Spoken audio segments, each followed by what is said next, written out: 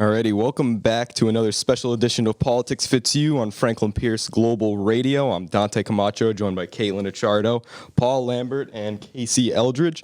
We have a very special guest here, John Catsimatidis Jr. He's the son of John Catsimatidis, principal of the Red Apple Group. John, it's great to have you here. It's great to be here. Thanks for having me on. Absolutely. John, the first thing I want to ask you is kind of, you're a young guy, as we're all young guys and girls. And the first thing that I got to ask is just kind of, in terms of the youth vote, youth political participation in general, what do you think is probably the best way for youth to get involved with politics nowadays, coming from your perspective? It's a good question, and it's a question I've asked a long time because I was very involved politically when I was in college, and a little bit before that. I was head of the kind of local political chapter at my school, and I also became chairman of that party's college group for my state. So I was involved in helping organize volunteer activities and on all of that. And social media is new. It's not that new, but it's really getting more and more. It's fully saturated now. But I think the best way for people to be involved is the most natural way, and that's probably getting out there and communicating and talking about issues and debating them. Go ahead. No, go ahead. John, you mentioned social media, and it seems like what's great about the advent of the internet and all that kind of stuff is you have access to more information than ever before, but you also have more access to misinformation than ever before.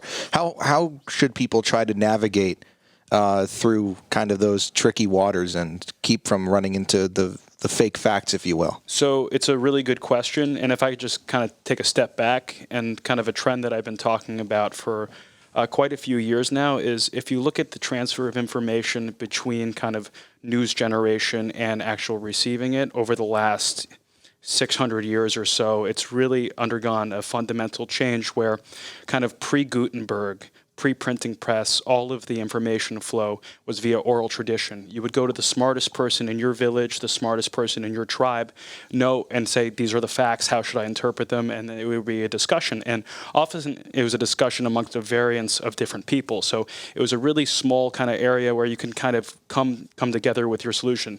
Gutenberg comes along, printing press comes along, and suddenly the power of information moves to the wealthy. The wealthy get to decide what gets printed and what gets in people's hands. People start to learn, people start to read. Fast forward, the modern day kind of Gutenberg printing press is CNN, Fox News, New York Times, Wall Street Journal, all these entities controlling what people are going to listen, and then boom, social media happens where suddenly you don't go to one source, you can go to all sources. But when there's that kind of disruption, there's some friction in between, and along the lines of what you're talking about, of where it's hard to decipher where to find the right information. That just seems to me like a very, very natural place to be once you have this kind of mega disruption, and it's something that we're going to have to solve for. So the way I've personally solved for it is I don't generally get my news from, let's say, Facebook, and most millennials nowadays don't use Facebook Blue anymore, or they use Instagram, I guess TikTok, and a few other things, but I'm a big user of Twitter, and I don't actually follow the users I'm going to hopefully get their information from, because then Twitter modifies my feed. I prefer chronological and unbiased, so I create a list with the top 50, 100, 150 smartest people that I believe are the smartest in their issues. It's like I would rather hear Gary Kasparov or Bill Gates talk about a certain issue than I would someone from CNN or Fox News. So that's how I get my news mostly. That's a good point. Casey? So we wanted to ask, just, we're also big users of Twitter, and we see news. Everybody today sees news almost instantaneously. Do you think that the instant nature of Twitter is a good thing for news or a bad thing for news? It's a great question. I think it's a good thing as far as an alert system, and it's good that a lot of people can kind of cross-validate things as they occur, and it's not just one source. But what just generally happens with everyone who's around our age compared to previous generations is that our kind of reaction times are a lot faster we don't read the story, we read the headlines. Right. And so with tweets and 140 characters, I think that pushes that even farther. So I think someone's going to need to solve for some sort of contextual addition to that gives us a little more depth into issues, because nothing is as simple as the headline, and you can often misconstrue headlines. You can't really get anything through in 140 characters except a headline. Yeah. So how has social media affected the business world? Because you're not in this world as much as you are in the business world. So how have you seen it affecting your business around you? Yeah, for sure. I mean, I think accountability is one of the biggest things. One of the great things that technology brings to business and to life is transparency. And kind of opaque markets are generally higher margin businesses because people don't understand or don't have a good insight as to what the total market looks like. So it gives the business a lot more pricing power for that. So technology and marketplaces that are published with public prices and different things like that bring more accountability, one, for reviews and whatnot, but also bring more transparency to prices, which is a better thing for consumers because it brings prices down. Right. And we've asked you a lot, and your father a lot, about like how young people can get involved in politics. On the flip, how can young people get involved in business? I mean, I think one of the great things, and some people argue is not so great things, but what's happening over the last 10, 15 years, where people see Mark Zuckerberg starting Facebook in his dormitory and then suddenly wanted to create their website. I remember so I was involved in technology at a very early age, and I've always idealized entrepreneurs. I grew up with my father, who is, as you guys spoke to him, he is the American dream. And so I think an increased focus on kind of entrepreneurs and whatnot is going to constantly fuel this. It's kind of like, I hate to say this, but the previous generation that got really motivated and excited to get into science, technology, engineering, and math because we went to the moon, because we did something that was hard, as JFK said. It really inspired a lot of people to get involved. And so I think some of these great success cases that are happening nowadays are inspiring more and more people to get involved into business. And with the internet, it's an incredible platform that you're able to create these things in rapid release. And the person who creates the best kind of product offering will get to everyone, regardless of cost, versus used to be at the mercy of the distribution channels. Now everybody gets distribution. Same thing with music. I mean, Spotify and SoundCloud. A lot of artists nowadays are coming. I'm sure you guys use SoundCloud too. A lot of artists are getting popular from SoundCloud because there's unlimited distribution, and the best things get retweeted. Yeah, John.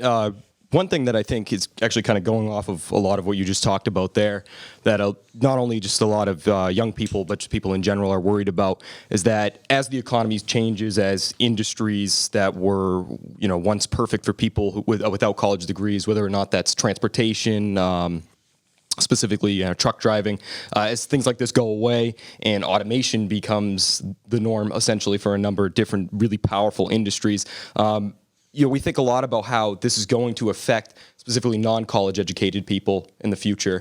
And that is enormous problems, people losing jobs that they'd relied on for so long, as we had seen in the Rust Belt with different types of factories. But this will also definitely affect the college educated population as well. Maybe not equally, but it will definitely affect it, especially now that STEM jobs, for example, might even be affected by this. You once although there's a lot of people who are getting into coding now, there's still a lot of people in coding who are worried about what happens when the AI comes in that can code. Absolutely. So from your perspective, where can we go with this? What do we do about this type of thing? Being in business and seeing the types of changes right now, you'll be engaged with this for a while. How do we kind of come to some sort of solution? I wish I had a straightforward answer, and that is a really good question, because it's one of the biggest problems that's plaguing our country, and one of the reasons that we're having so many problems.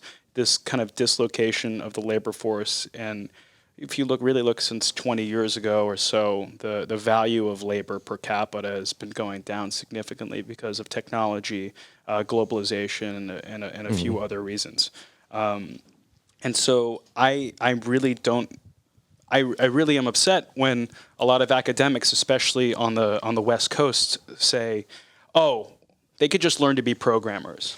Right? You're going to have a 55-year-old coal miner. My grandfather on my mom's side was a coal miner. You're going to have a 55-year-old or a 60-year-old or a 45-year-old coal miner suddenly learn how to do Python in a field that might actually innovate itself away.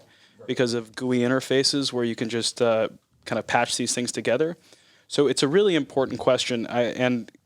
So I believe in trade schools and trade education.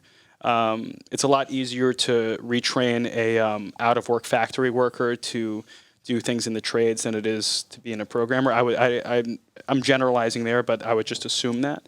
And you could have, just kind of thinking off the spot now, you could have kind of programs where virtual reality is getting to, and augmented reality is getting to a place where you'll be able to even, let's say you have a VR headset where you could send it to a large group of dislocated workers that could teach them, how to look at certain things in the trades, and then even have augmented reality headsets where while they're actually doing it, it says, do this, and then this, and then this, and then this. So tech-enabled workforces, I think, will eventually help things. I don't have a better answer for you, but it's a really important thing. Do you think we're paying enough attention to that issue of automation and to the loss of jobs to technology? Do you think that's something we're focusing on enough in this election cycle, or just as Americans in general? It's a great question, and I don't think so. Yeah. I don't think we're focusing enough on it.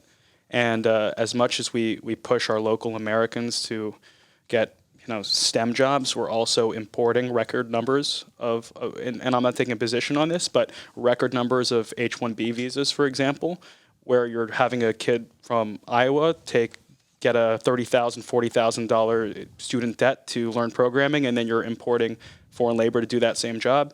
A lot of people are pissed off about that. Sorry for my language. Sorry. But I think there needs to be an increased emphasis on making sure that we're prioritizing the American people. Right. I do want to ask you, John, your dad, we were walking down the hall, and your dad has this wall of photos with all sorts of people involved in the political process. Has that had any impact on how you see the way politics works, and how has that shaped you?